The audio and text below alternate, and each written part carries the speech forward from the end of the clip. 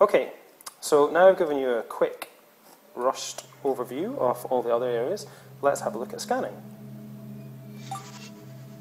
So we tap on scanning, and it's going to turn the camera on, and I can start to look around. So you can see part of our house, which is very nice.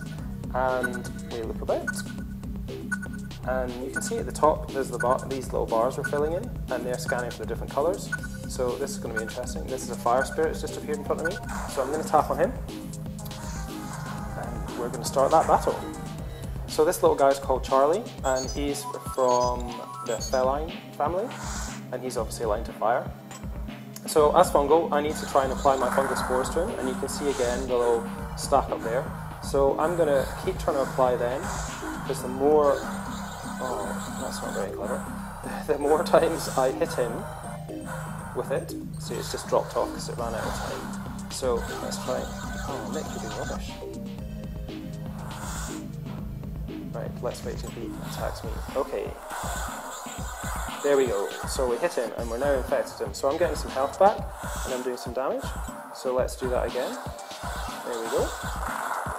Cool, now I've got 2 stacks. That's going to do twice as much damage and give me twice as much healing as well, which is really nice. And I managed to listen again because that was really awesome. Okay, so that's fallen off again. So let's try and reapply. There we go. So each time you can see there that fungal spores needs to refresh. Ahaha, 2 stacks. And so I can't do anything until it does. But obviously as I start to get buy more abilities and things like that, oh Nick, seriously. Then obviously I'll have other abilities that I can use while I'm waiting for that one to recharge. The cool thing about fungal as well is that it's not just fungal spores that will apply, a fungal spore cloud that will apply fungal spores. There's actually other abilities that will do it as well. That's quite lucky there. So you can actually manage to keep fungal spores on them at all times. There you go, so I'm up to 3 stacks now. So you can see here that even though fire is doing quite a lot of damage to me, the fact that my fungal spores are healing me and stealing damage from me, it means it's a kind of a war of attrition. I'm hopefully going to be able to slowly eke out some more damage from him and maybe even win. Now if my health gets too low, I can just tap on an apple and that'll give me some health back, which is very handy. Now obviously we're at level 1, so the game's quite easy to begin with. The spirit here is moving around quite slowly. He's only got one ability because obviously I've only got 1 ability, so it'd be a bit unfair if he had more. But as you start to level up, the spirits start to get a lot faster, they do a lot more damage, and come back. They can be very, very difficult to battle, particularly like this. If I was a higher level, this fire spirit battle would be really tricky. There we go! Defeated! So at the end of battle, you get some stats. So we can see that battle took 2 minutes and 32 seconds. I did not too bad amount of damage. And I took more damage than I did, but still managed to win. How awesome is that? So I'm going to get 1,988 experience points and 962 golders. So we'll tap done, and we'll see that being applied. Nice! I'm now level 2. Cool. So just a little bit of text up there, just as remember we can create a challenge. So I'll just jump in and do that quickly. So we go create challenge.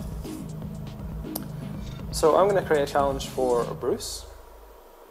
So I'm going to type, I know his name already.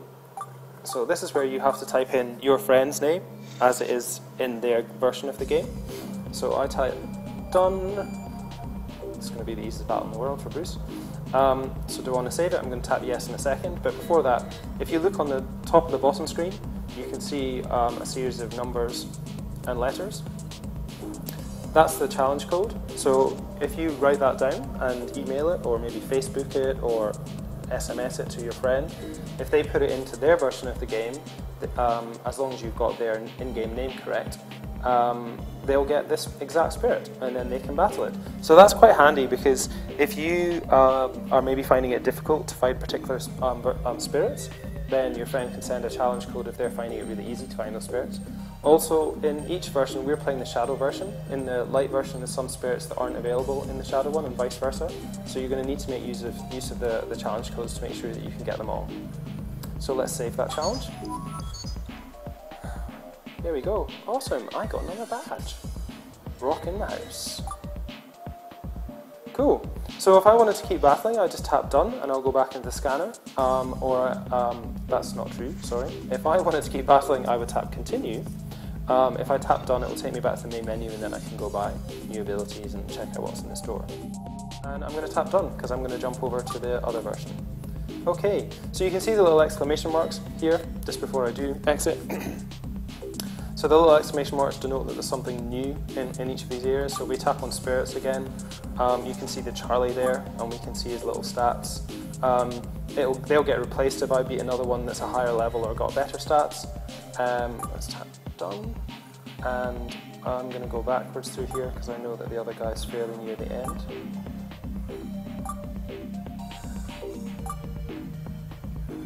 So here we go, there's the Starcom, he's part of the Formicom family. So I tap on him again, and I can see his stats as well. He likes zippy lunches, and his favourite colour is marvellous red. So, here we go. The challenge, actually, I'll just jump in here quickly. If we go through, you can see the Charlie. So just in case, if I forget the code, if I've forgotten to write it down because I saved it, it's written here. Or if maybe Bruce typed it in wrong and he's blaming me for his mistakes, I can come here and just check that he's actually got it wrong and that I can tell him the right stuff. I can also battle him as well if I want, so you can see the little black square just beside level 1. If I battle him again, I will get experience points for that for the first time, which is quite cool. And then I'll get a little red dot, and every time after that I won't get any more experience or money, so that can be quite handy. And particularly find the battle quite easy. And then obviously the little exclamation mark and badges shows that I've got a badge. Now again, I think it's near the other end, so it's about making challenges. Yeah, it's because I created my first challenge, I've got a nice badge. So we normally highlight things in purple when it's new in the list, but I think it's purple in Shadow and yellow in the Light version. Whereas once you've seen it, it returns to white, so that you can quite quickly see the things that are new. There you go, so that's a quick introduction to Spirit Hunters Inc. This is the Shadow version, as I mentioned before. The Light version fundamentally looks the same. The bar at the top's white instead of black, as you'll see in the next section. And as I mentioned, there's the story, actually, I didn't mention that. The story is different in each version, so as you're leveling up, you'll get a slightly different story and different endings. And there's spirits in one version that aren't available in the other, and vice versa.